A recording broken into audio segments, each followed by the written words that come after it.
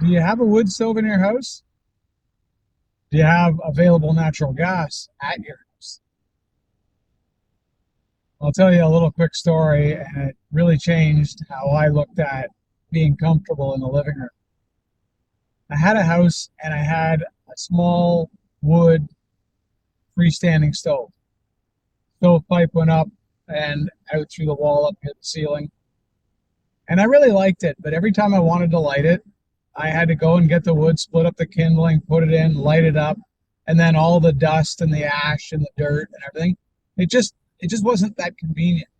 So I had the opportunity to get a gas fireplace put in. So I took out the old wood stove, put in the gas fireplace, and if you are dealing with a wood stove, you understand how much you like it with the smell of the wood and the crackle of the fire and the heat that comes off of it. But the problem with them is they're just not convenient. So once I switched to put in the gas fireplace, it was actually a gas freestanding stove.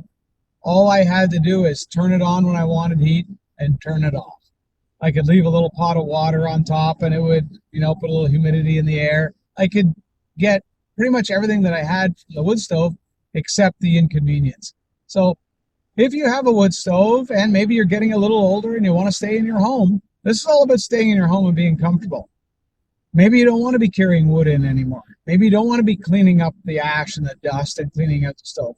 Maybe you just want to be able to turn it on. So a gas freestanding stove or a gas fireplace might be the best thing for you to look into.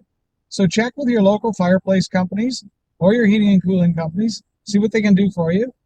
And also another factor that I almost forgot about was quite often your insurance company is a whole lot easier to deal with and sometimes less expensive when you get rid of wood burning appliances.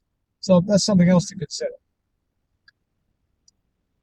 Anyway, stay warm, stay cool if it's summertime, but stay tuned.